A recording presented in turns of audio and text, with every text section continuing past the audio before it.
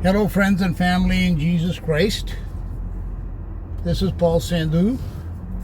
So, on a beautiful, glorious fall day here in the greater city of Toronto, the sun is shining.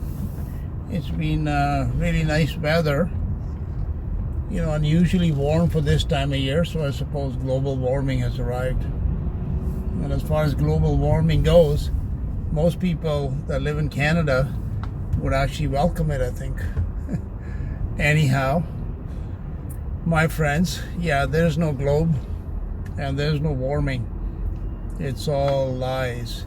Our world is filled with lies, World is controlled by the father of lies, whose name is Satan, and he only gives power in this world, which he has been given for a short period of time, that he gives it only to those people who are the children of lies. He's the father of lies. The father of lies has many children. And these children are the people that we know as politicians.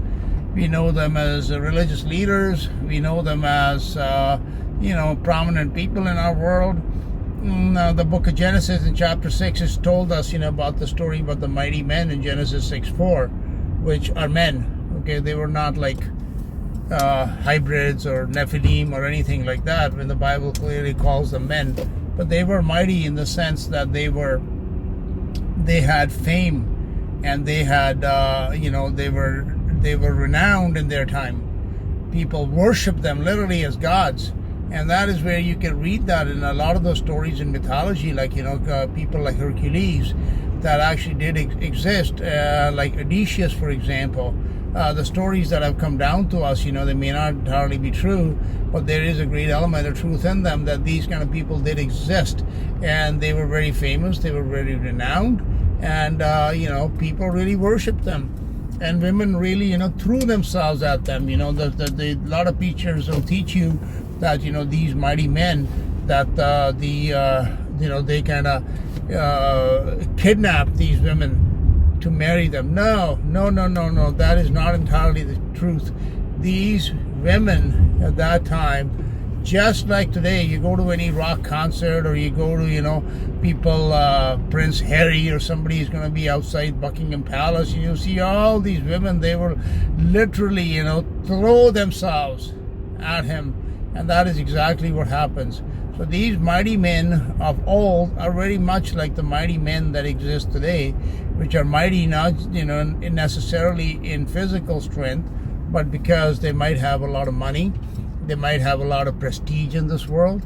They are the mighty and the renowned people of our age, and they literally are worshipped as gods. And that brings me into the topic of the image of the beast and the mark of the beast. Okay, this is another false teaching. Just like Genesis 6:4, they tell us that these sons of God who were fallen angels, which they were not, okay, that they just came and kidnapped all the women. No, they didn't. They were very much human, these sons of God, although they did not have their origin from the seed of Adam. And if you want to understand more of the details as to who they were and why they were humans and not angels, then you can go to my where you're watching this on YouTube, and I have playlists on my channel. Go to click on the channel name, Teacher of the Word, and it'll bring you to playlists. It'll bring you to history, and there is even one I believe playlist called the Sons of God. If there isn't one, I'll make one, but anyway, they'll be in the history videos, and it tells you the sons of God are not fallen angels. There are many videos on that topic, so you can watch them, and they will prove to you from the Bible that these sons of God of Genesis 6 and of Book of Job, they were not angels, but they were very much human, but they were different than the humans that came from Adam and Eve. Okay, they were different. They had some differences, although they were genetically compatible, so they could have literally have sex with each other and produce children, but they still had some differences. Okay, I don't want to go there, but so this story that they were just forcing themselves upon these women. Now that is not the case. The women, on the other hand, were throwing themselves at them. And just as it happens in our world today, any movie star, politicians, like that story about Bill Clinton and Monica Lewinsky. Do you think that's a very uncommon story? Nah. You know how many women would line up to just spend a night with the president? Oh, there would be no shortage. There'd be millions. You wouldn't even have to pay them anything. They'd be just because he is rich and powerful, or they perceive him to be rich and powerful. That's what they want. Okay, and this is not just for men. I mean, I'm not just picking on women here.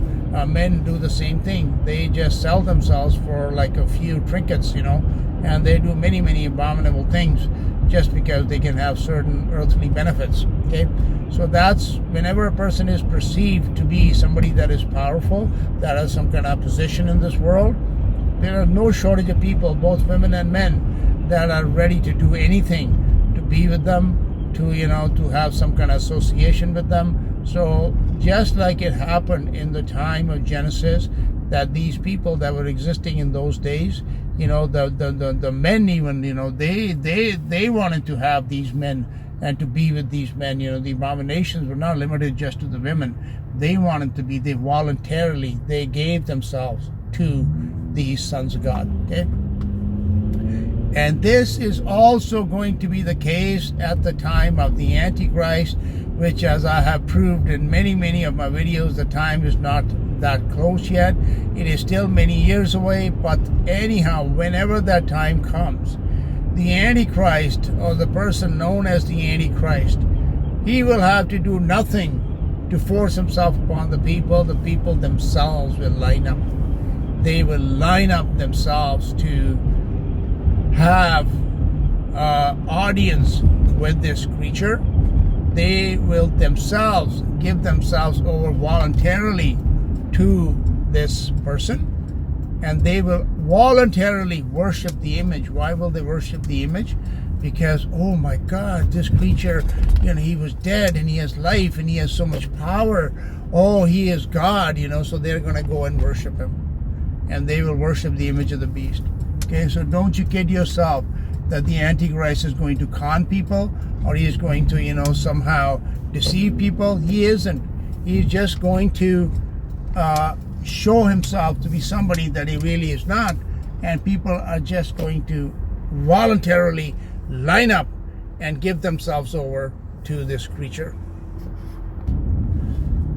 So as I was saying, when it comes to the worship of the image of the beast, there's going to be no coercing, there's going to be no forcing, there's going to be nothing mandatory about it. It'll be, here it is, and everybody, not everybody, some people won't, but a lot of people will just volunteer to bow down and worship this thing. Okay, that'll happen just voluntarily. And same thing applies to what we call the mark of the beast. Now I want to make a little explanation here for you, that the Bible doesn't talk about the mark of the beast. I mean, that's what is commonly used. The Bible does tell us that there are actually 3 different kinds of impressions that will be made upon people. Okay, there's going to be a mark, there is going to be a number, and there is going to be a name. Okay, now when it comes to the mark of the beast, it is going to be the same issue. Okay, it'll be the same thing, where people will just volunteer. They will line up, they will give themselves, willingly to receive this mark. And the word that is in there, okay, in the Bible is that he causeth everyone to receive the mark.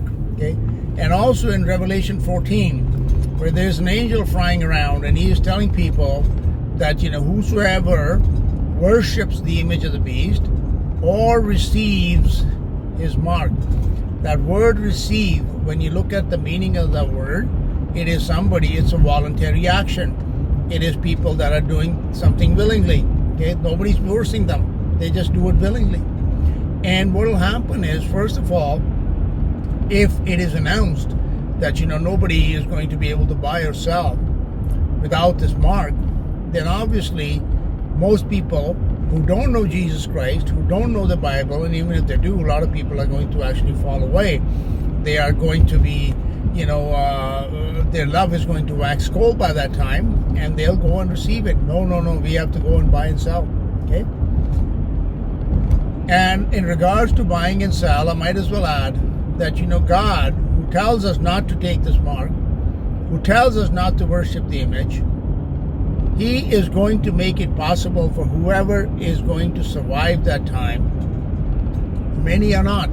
Many are going to get their heads cut off, okay? But there will be some that will survive the time, okay? And if they are going to survive it, then God will make it possible for you to buy and sell, or to get your necessities, whatever that you might need for your livelihood. He will make it possible, okay? That's where faith comes in. That's where we have to believe that He understands the situation, that He understands.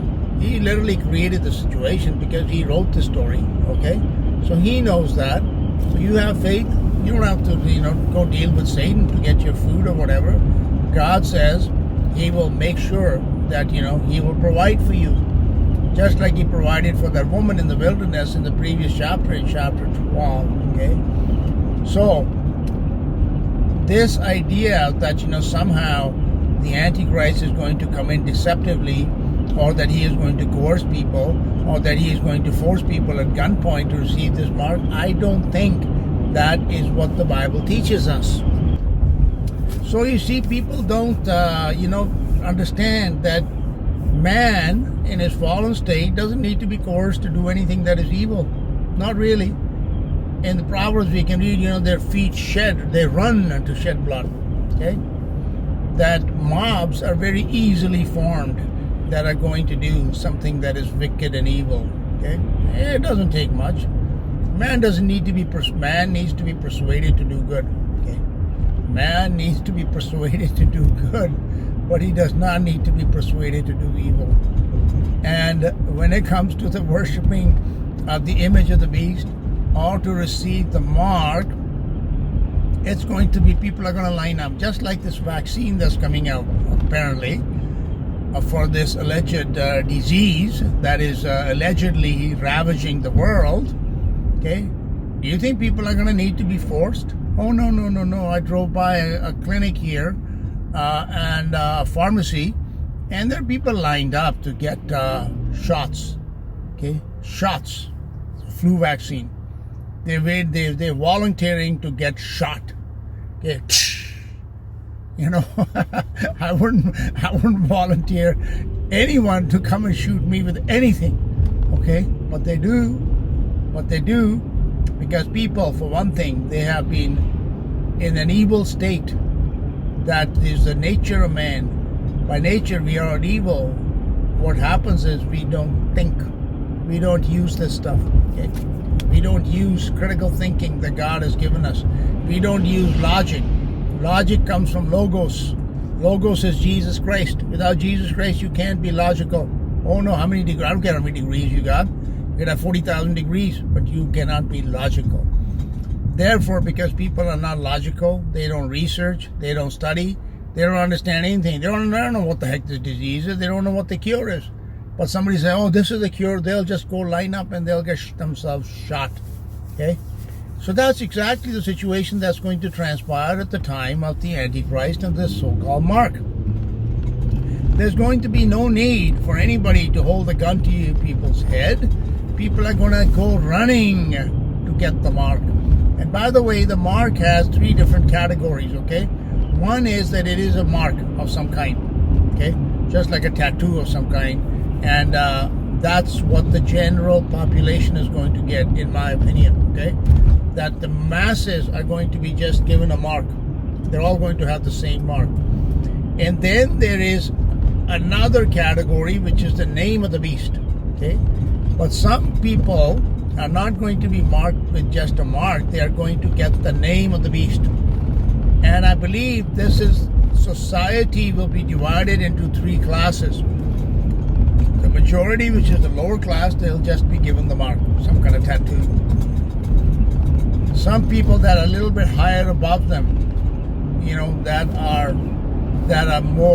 have maybe like doctors or lawyers or some kind of, that have some sort of position in society, that is generally perceived to be higher than the average person, they will receive the name of the beast.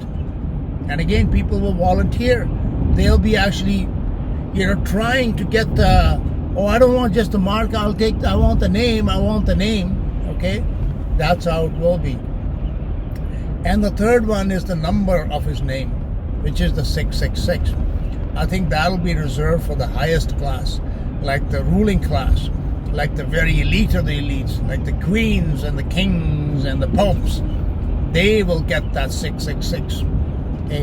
And that'll be a badge of honor for them. They'll be running around showing it. Here, look at this.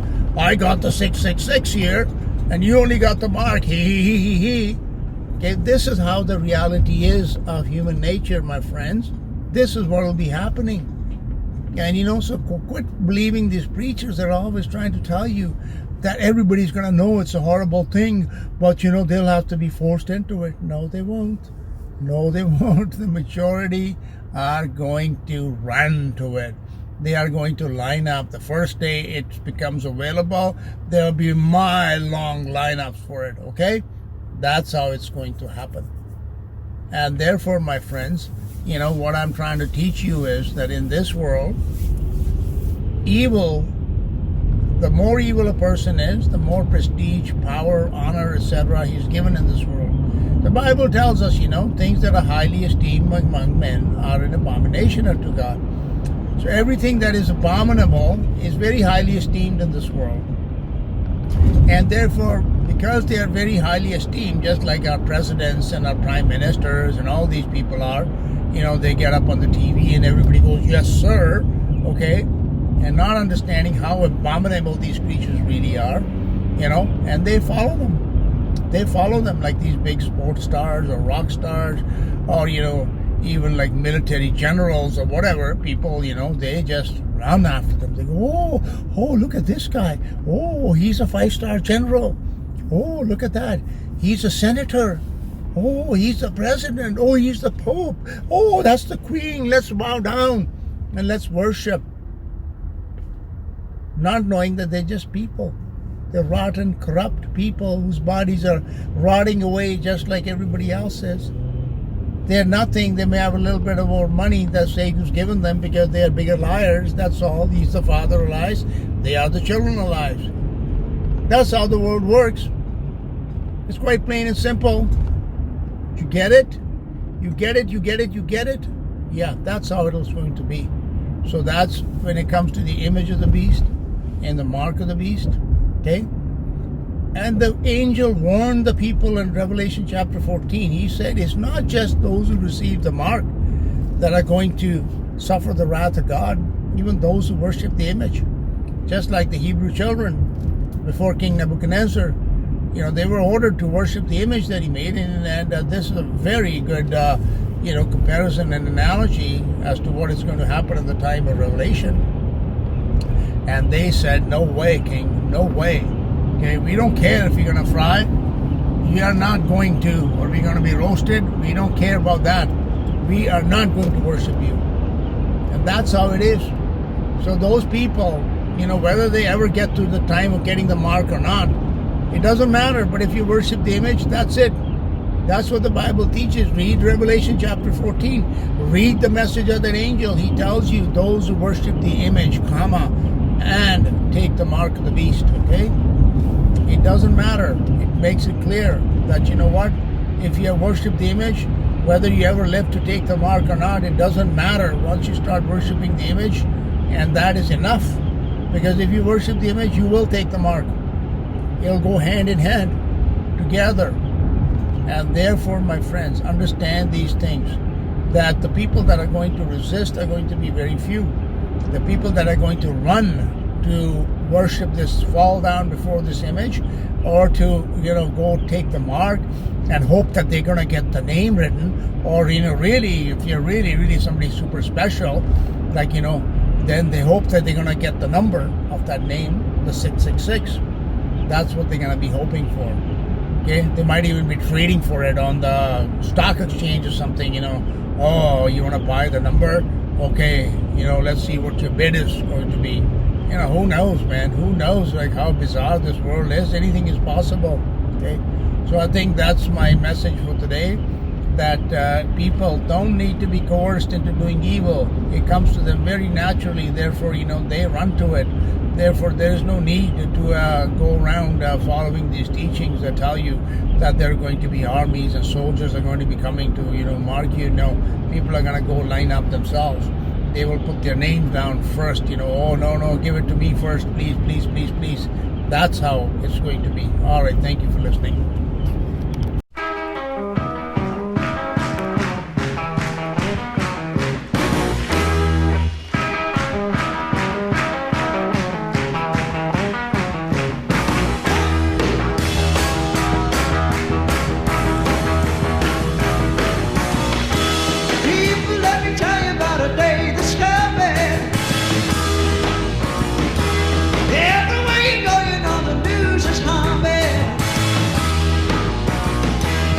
Devil's reign on earth is about to end.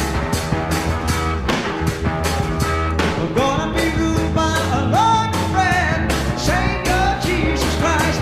He's coming back. He's coming back. Yes, he's coming back. I ain't gonna be ready.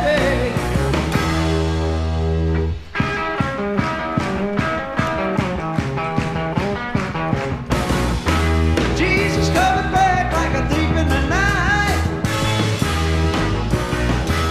You better be sure that you got